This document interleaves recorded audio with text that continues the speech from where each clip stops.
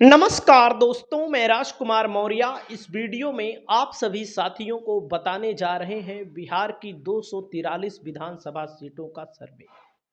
यानी कि बिहार की 243 विधानसभा सीटों में से कितनी सीटों पर महागठबंधन आगे चल रहा है और कितनी सीटों पर जेडीयू का गठबंधन एनडीए, जनसुराज और ओवैसी की पार्टी आगे चल रही है। पूरी वीडियो को दोस्तों देखिए आप लोग, और आपको बताना चाहेंगे कि जो बता रहे हैं लगभग यही नतीजा आपके सामने आएगा। गोपालगंज में 6 विधानसभा की सीटें हैं। महागठबंधन को 4 सीटें मिल रही हैं और एनडीए को 2 सीटें मिल रही हैं। अगर आप गोपालगंज के हैं तो आप गोपालगंज के बारे में कमेंट करके जरूर बताइएगा, क्योंकि जाहिर सी बात है जो 4 सीटें हैं, इन 4 सीटों में वाकई में महागठबंधन बहुत ही आगे है।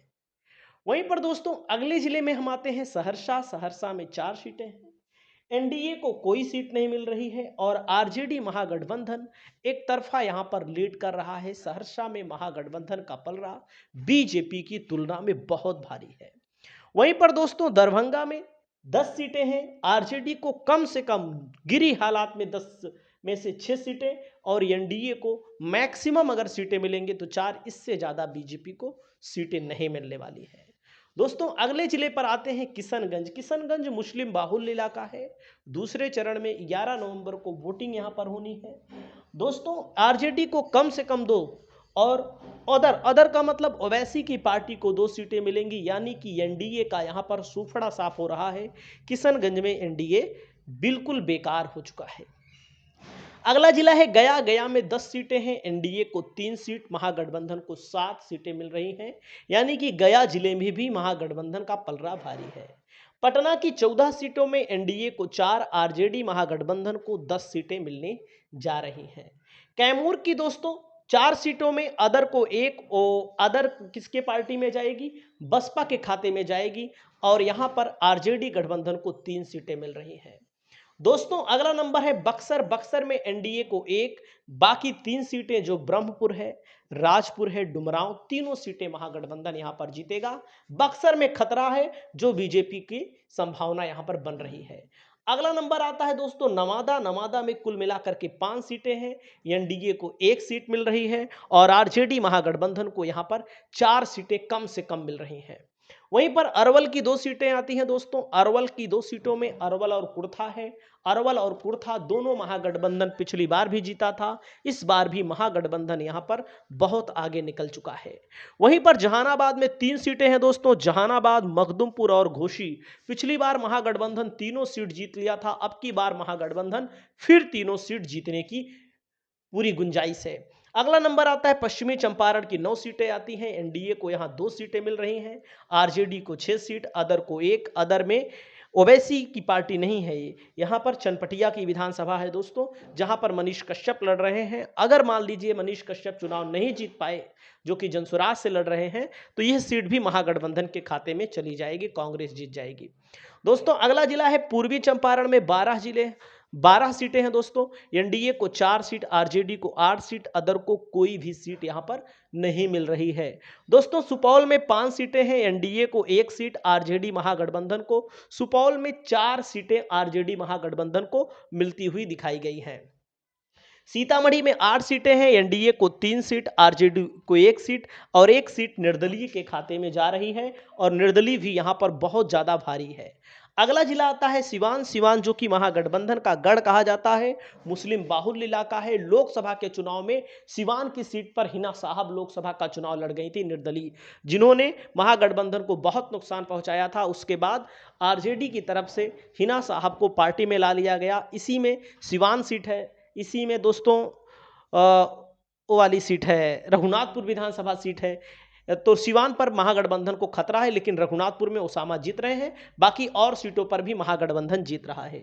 अगला जिला है रोहतास। रोहतास में एनडीए को 4 सीटें मिलने वाली हैं। रोहतास में बीजेपी एक भी सीट पर नहीं लड़ रही है। आरजेडी को कम से कम 3 सीटें मिल रही हैं।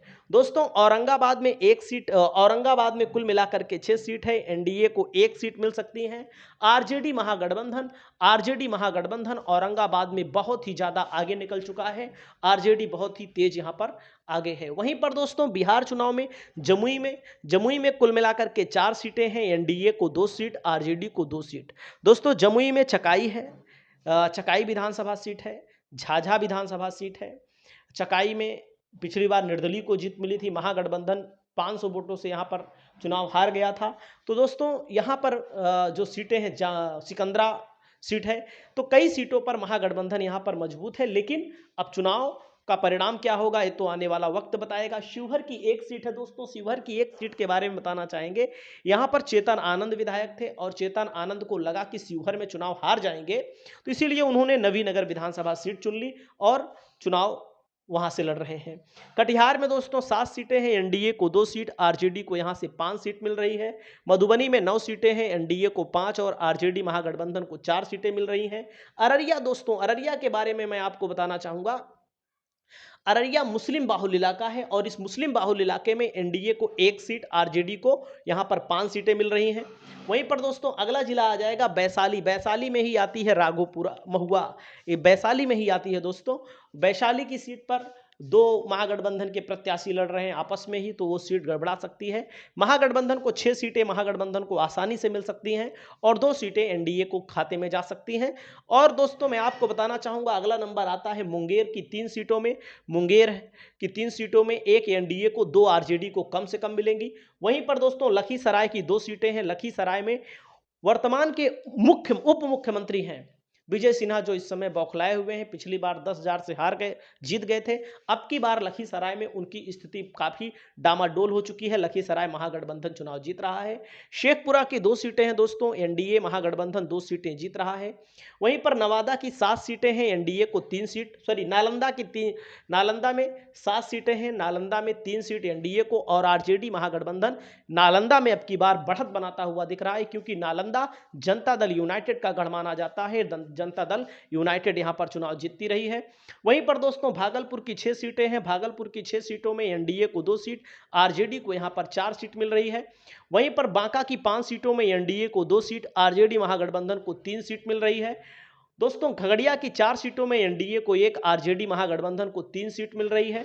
मुजफ्फरपुर की 11 सीटों में एनडीए को 2 सीट, आरजेडी महागठबंधन को 9 सीट मिल रही है। मुजफ्फरपुर में महागठबंधन बेहद ही ज्यादा मजबूत हो चला है और एक सीटों के बारे में हम आपको लगातार बता रहे हैं दोस्तों।